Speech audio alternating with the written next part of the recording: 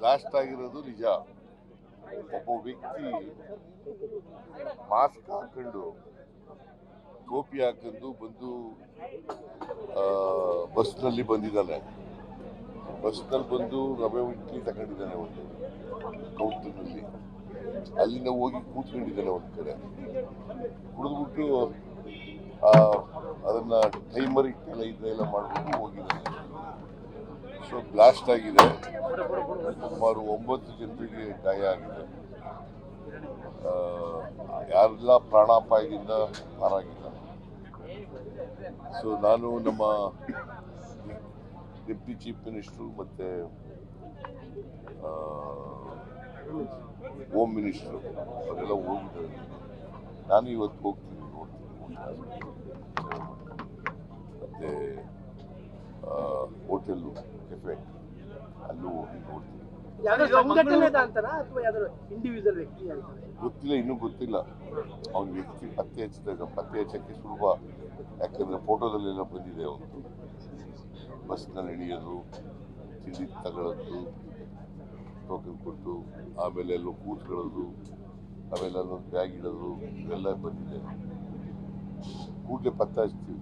Sir, ಈಗ Mangaluru cooker bomb blast ಇದಕ್ಕೂ ಸಾಮ್ಯತೆ ಇದೆ ಅನ್ನೋ ಒಂದು ಪ್ರಾಥಮಿಕ ವರದಿ ಬಂದಿದೆ ಅಂತ ಹೇಳಿದ್ರು. ಅದ್ರ ಬಗ್ಗೆ ಏನಾದ್ರು ಮಾಹಿತಿ ಸಿಗ್ತಾ? ಅದು ಕುಕ್ಕರ್ನಲ್ಲಿ ಮಾಡಿದ್ದು, ಇದು ಬೇರೆ.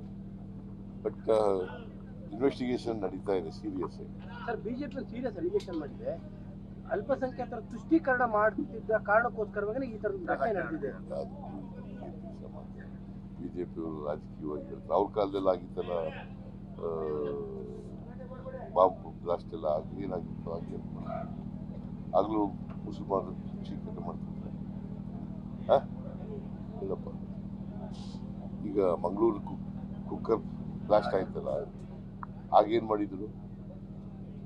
ಹಾಗೂ ಶುಚೀಕರಣನ ಸುಮ್ಮನೆ ಏನೋ ಹೇಳ್ಬೇಕು ಹೇಳಪ್ಪ. ನಾನು ಯಾರು ಬ್ಲಾಸ್ಟ್ ಮಾಡೋದನ್ನ ಖಂಡಿಸ್ತೀನಿ ನಾನು, ಇವರು ಬಟ್ ಅದರಲ್ಲಿ ರಾಜಕೀಯ ಮಾಡಕ್ ಹೋಗ್ಬೋದು. ಇದು ಭಯೋತ್ಪಾದಕ ಕೃತ್ಯ ಅಂತ ಏನಾದರೂ ಇಲ್ಲ. ಇನ್ನೂ ಇನ್ವೆಸ್ಟಿಗೇಷನ್ ಇಸ್ ಗೋಯಿಂಗ್. ಇನ್ವೆಸ್ಟಿಗೇಷನ್ ಅಲ್ಲಿ ಏನ್ ಆಗುತ್ತೆ ಅದು ನೋಡ್ಕೊಂಡು ಅದ್ರ ಮೇಲೆ ಕ್ರಮ ತಗುತ್ತೆ. ವಿಧಾನಸೌಧದ FSI ವರದಿ ಬಂದಿದೆ ಅಂತ ಹೇಳ್ತಾರೆ. ಬಂದ್ರೆ ಅದ್ರ ಪ್ರಕಾರ ಕ್ರಮ ತಗೋತೀವಿ. ಬಂದೇ ಇಲ್ಲ ಅಲ್ಲ, ಈಗಾಗಲೇ ಟ್ವೀಟ್ ಮಾಡಕ್ ಶುರು ಮಾಡಿದ್ದಾರೆ ಸರ್. ಅದನ್ನ ಯಾಕೋ ಬಹಿರಂಗ ಪಡಿಸ್ತಾ ಇಲ್ಲ ಬೇಕು ಅಂತ ಹೇಳಿ ಆಲ್ರೆಡಿ ಟ್ವೀಟ್ ಮಾಡಿದ್ದಾರೆ. ಸರ್, ಬಿಜೆಪಿ ಒಂದು ಹೇಳ್ತಾ ಇದೆ ಸರ್, FSI ರಿಪೋರ್ಟ್ ಬಂದಿದೆ, ಅದರಲ್ಲಿ ಜಿಂದಾಬಾದ್ ಅಂತ ಕೂಗಿರೋ ಸತ್ಯ ಅಂತ ಗೊತ್ತಾಗಿದೆ, ಅದನ್ನು ತಿರುಚೋ ಪ್ರಯತ್ನವನ್ನ ಸರ್ಕಾರ ಮಾಡ್ತಾ ಇದೆ. ಯಾರನ್ನು ರಕ್ಷಣೆ ಮಾಡೋ ಪ್ರಶ್ನೆನೇ ಇಲ್ಲ.